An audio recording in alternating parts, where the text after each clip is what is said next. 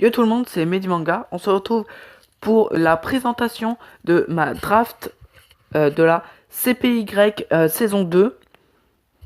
Donc pour cette saison, j'ai choisi de jouer assez original, mais en même temps pas non plus nul.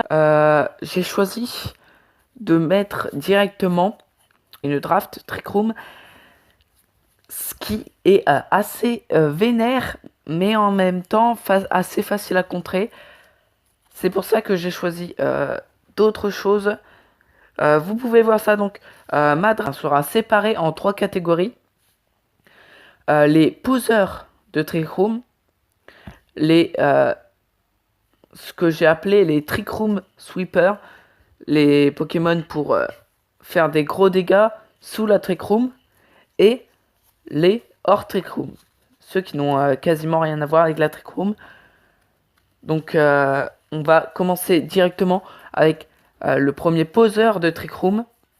Donc j'ai choisi directement Cresselia. Cresselia, pourquoi est-ce que j'ai choisi Cresselia? Tout simplement grâce à Lunardens et à son, d'ailleurs aussi à son bulk énorme dans 120 dans toutes les stats défensives, c'est assez énorme. Il peut quasiment tanker tous les coups du monde. En plus avec Lunardens ensuite, il peut se sacrifier. On peut ramener gratuitement derrière un Pokémon qui va dégommer pendant 3 tours les Pokémon adverses.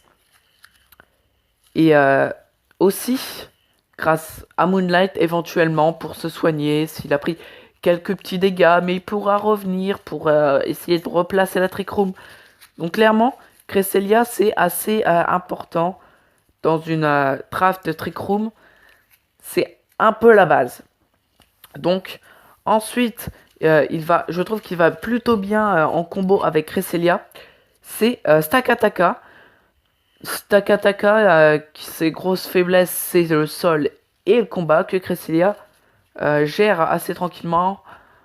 Après, c'est pas un corps parfait, mais déjà, ça va. Mais il est surtout là en tant que poseur de Trick Room. Lui, c'est plutôt un poseur de Trick Room, mais qui fait très mal. Il est assez bulky. Bon, l'inconvénient, c'est qu'il faut baisser son attaque pour vraiment que ce soit un... Enfin, sa défense, pardon. Pour que ce soit vraiment un Pokémon qui devienne vraiment menaçant. Tout simplement parce qu'il pose la Trick Room. Il envoie une Gyro Ball quasiment toujours à 120 de puissance, qui fait très très mal. Il peut envoyer des Stone Age, il peut envoyer Earthquake, Super Power, qui font assez mal. Clairement, avec son attaque assez grand, enfin assez conséquente plutôt. Et un bulk pas mauvais, enfin pas mauvais, vraiment très bon plutôt.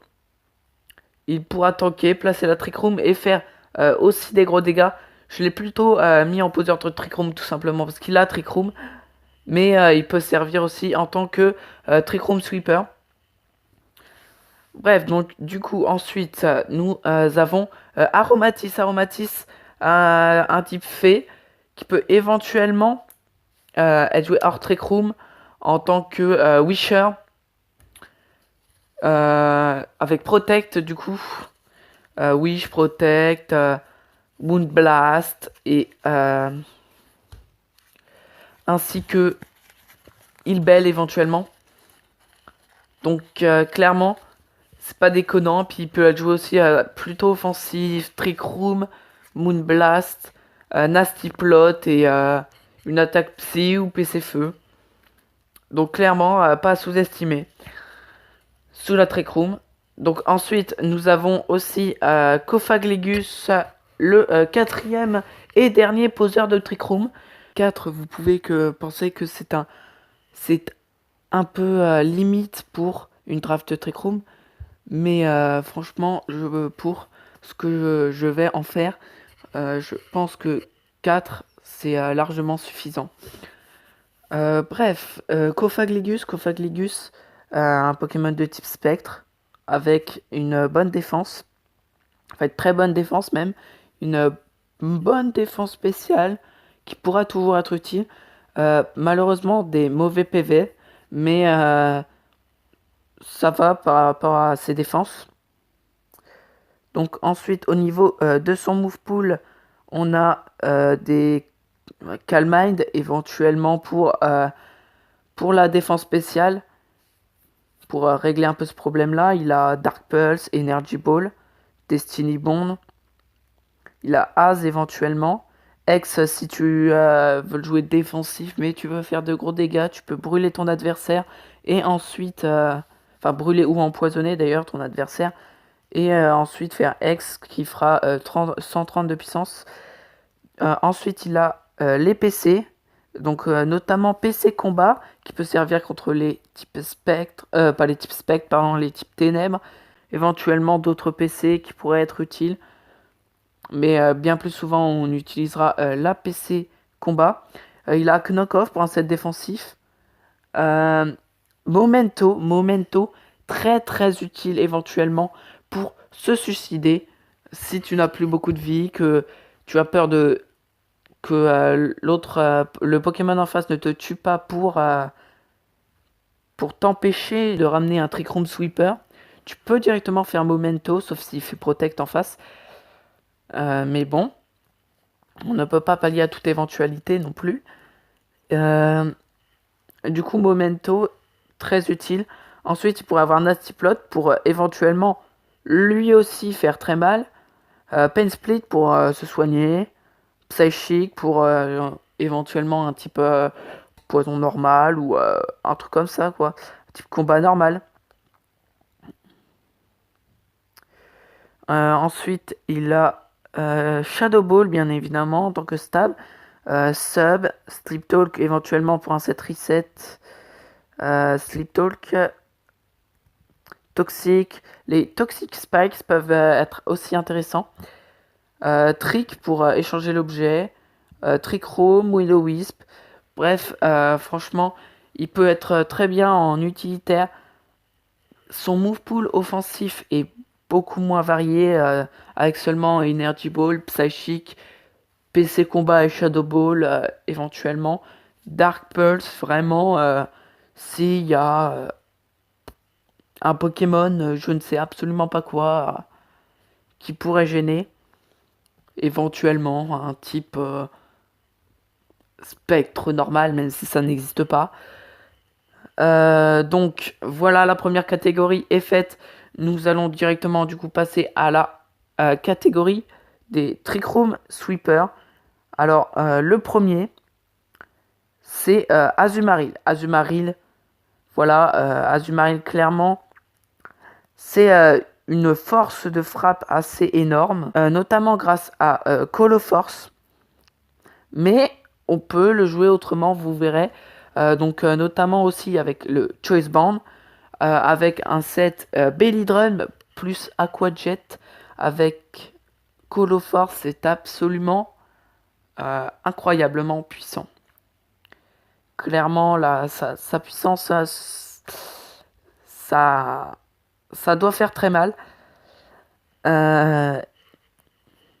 Il peut avoir encore Body Slam éventuellement, Brick Break pour des Pokémon qui pourraient un peu le gêner, même s'il a surpuissance plutôt. Liquidation, Playround, Knock-Off, Ice Punch, Power-Up Punch éventuellement pour se placer en tuant un Pokémon adverse, du coup Super Power bien évidemment. Et un autre set assez puissant, c'est Whirlpool pour trap l'adversaire. Vu que toi tu es herbivore d'ailleurs, à talent herbivore, les restes Reset, Sleep Talk, Requiem et Whirlpool.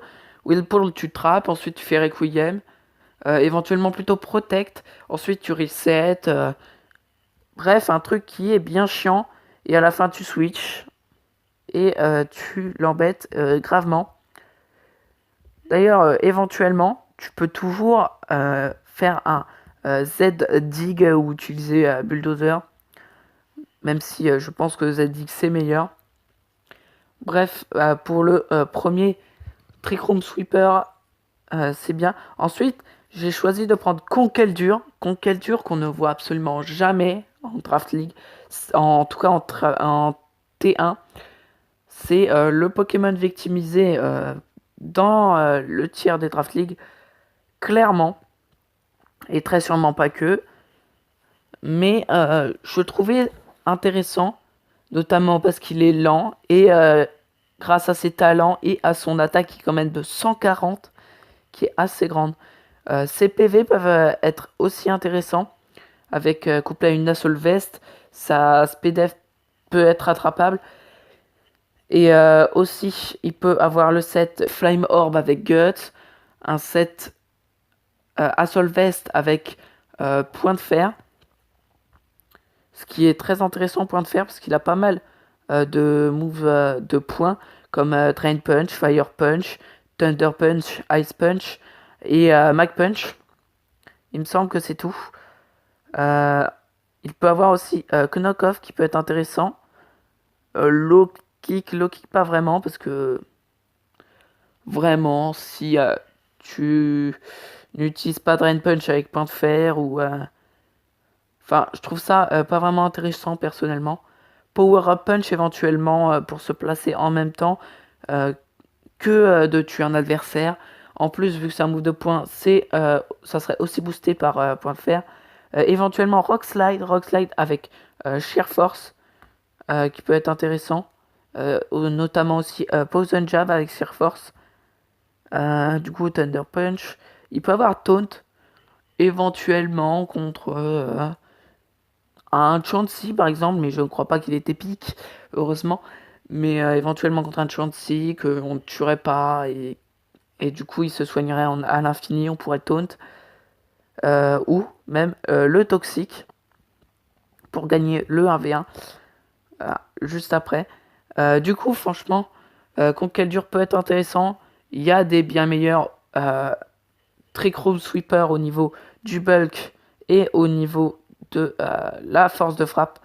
Mais il est moyen dans les deux et ça peut être intéressant d'être moyen dans les deux. Ensuite, nous avons notre méga évolution qui est un Trick Room Sweeper. Je le trouve très puissant en tant que Trick Room Sweeper, surtout qu'il est seulement T3, il me semble, en tant que Trick Room Sweeper. C'est Ampharos Mega. Ampharos Mega, très lent, avec 45 de vitesse. Une attaque SP très très très bonne. Même, on pourrait même dire énormissime, qui est de 165 d'attaque spéciale. C'est vraiment très fort. En plus, il a pas un mauvais move pool.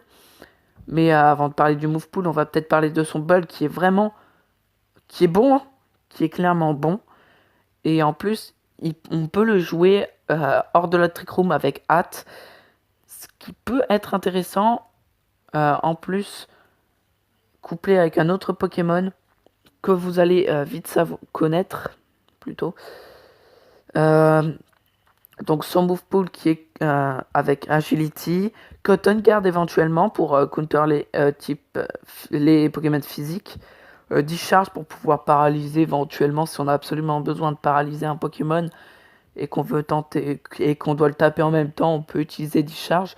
Éventuellement Dragon Pulse, il a Focus Blast aussi, même si bon, il peut miss très clairement, ce qui est très handicapant.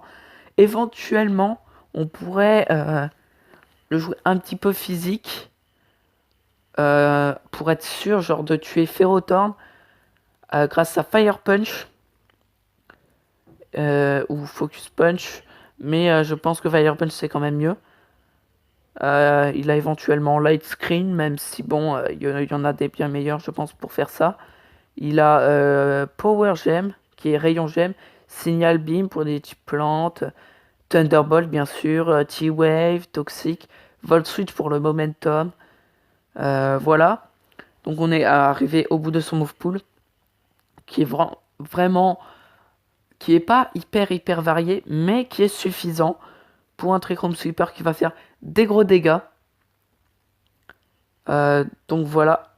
Donc on va partir directement pour notre quatrième Trick Room Sweeper, qui est bien évidemment le Pokémon le plus classique de tous les Trick Room Sweepers.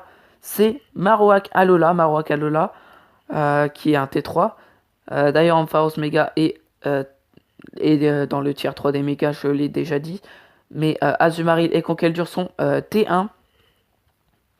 Et Marowak Alola, bien sûr, très connu pour sa puissance assez énorme grâce à l'objet T-Club. Toujours intéressant grâce aussi à ses talents qui sont tous les trois bons. En tout cas ici.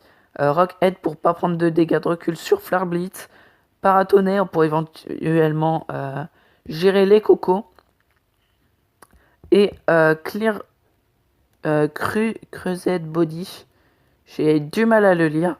Il a 30% de chance de bloquer l'attaque qu'on vient de lui faire si c'est physique. En plus, je crois par contre. Ça doit être ça. Donc très clairement, pas besoin de beaucoup de move pool. Hein, éventuellement Brick Break pour certains trucs. Bonne Meringue pour des fermetés type roche. Earthquake pour ceux qui n'ont pas fermeté.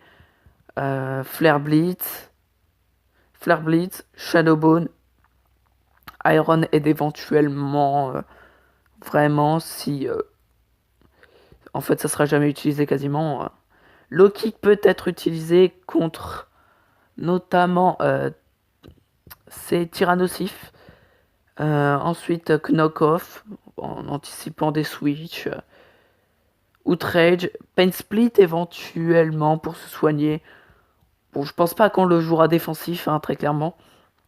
Rock Slide, Stone Age, les pièges de rock, par contre les pièges de rock pourront être intéressants avec la pression qu'il met. Ça peut être très clairement intéressant. Dans Slam peut être très intéressant aussi.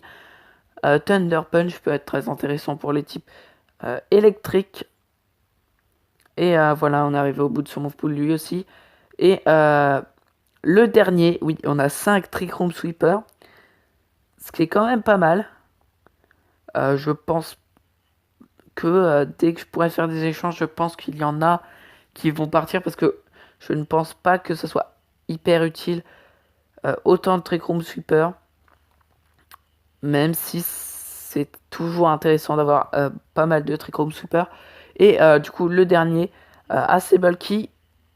Vous allez me dire, ouais, mais t'as pas si fort. C'est Lurantis. Oui, Lurantis. Seulement 105 d'attaque et 80 d'attaque spéciale.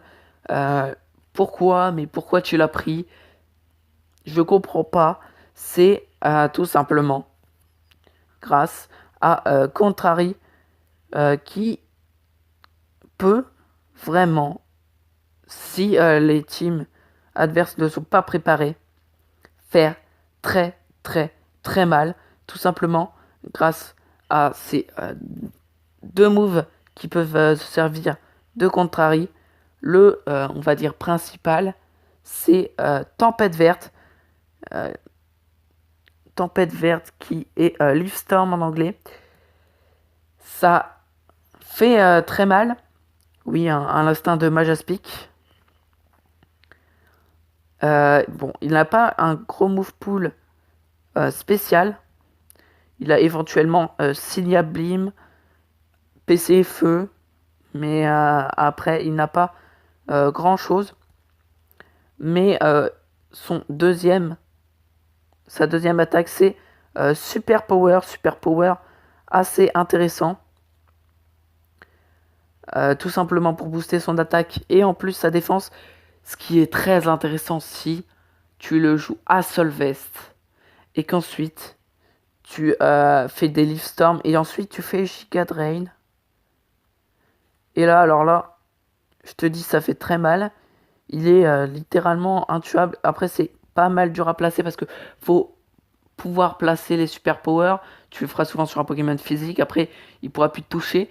Il va éventuellement envoyer un Pokémon spécial. Là, tu commences les Leaf Storm. Et vu que tu as Solvest, tu tanks très bien. Et ensuite, tu tapes des Giga Drain, ce qui fait que tu te soignes. Ça peut ne pas être déconnant. Ou éventuellement même des Leech Life si vraiment il y a besoin très vite. Sinon, il a éventuellement dans cela, même si bon, avec Grand Trari, c'est pas très intéressant. Donc voilà, vous avez 9 de mes Pokémon, ceux qui sont basés sur la Trick Room. Et maintenant, les deux derniers Pokémon, ceux qui n'ont quasiment rien à voir avec la Trick Room. Alors, le premier qui n'a absolument rien à voir avec la Trick Room, à part pour terminer les Pokémon affaiblis hors de la Trick Room, c'est Zygarde 10%. Oui, j'ai pris Zygarde 10%. Je le trouve très puissant avec Thousand Arrows. 100 de puissance de frappe, c'est pas énorme, mais on pourra toujours utiliser Coil ou Danse Draco, ce qui peut être très intéressant, notamment Danse Draco, hors de la Trick Room, et Coil éventuellement un Subcoil comme sa version 50%. En tout cas, très intéressant aussi en Choice Band, avec éventuellement Extreme Speed, Thousand Arrows, Outrage et éventuellement un Earthquake ou Iron Tail pour le type fée. Des trucs comme ça. Très intéressant comme Pokémon. Franchement, pas déconnant. Sa puissance, je trouve qu'il est très puissant, mais après, il tape pas si fort. Mais disons qu'il touche beaucoup de monde grâce à Thousand Arrows. Éventuellement, Stone Age pour... non, en fait, Stone Age, ça sert quasiment à rien. Donc voilà. Et d'ailleurs, il est T3, Zygarde 10%. Et le dernier, et mon T5, c'est tout simplement Masquerain. Masquerain, je ne connais pas son nom en anglais. En français, pardon. Je l'ai pris principalement pour la Sticky Web. Mais pourquoi la Sticky Web, c'est pas si intéressant? Bah, tu regardes, la Sticky Web peut être intéressant. Très clairement pour un Azumarill Bellydrum, pour un Ampharos qui a, qui a hâte, pour Zygarde s'il ne veut pas se placer en vitesse, éventuellement pour Coil par exemple. Euh, et d'autres sets que je réserve pour moi. Euh, donc très clairement, pas déconnant, mais il ne faudra pas le sous-estimer non plus par rapport à son set Quiver Dance, Air Slash, Bug Buzz et une autre attaque du genre éventuellement Scald, parce qu'il a Scald, éventuellement Energy Ball, Giga Drain, Ice Beam, parce que je ne savais absolument pas qu'il avait Ice Beam, ce Pokémon Hydro Pump, Scald comme je l'ai dit, Shadow Ball, U-Turn peut être intéressant, mais pas beaucoup utilisable.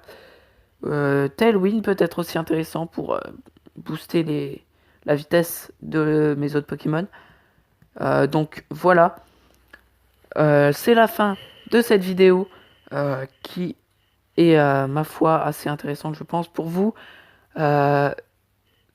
C'est assez rare de voir une Team Trick Room. C'est pas pour tryhard, bien évidemment. Ne faites pas ça chez vous si vous voulez gagner. Même si dans les faits, ça pourrait être hyper puissant. C'est compliqué parce que les drafts adverses se préparent à ça.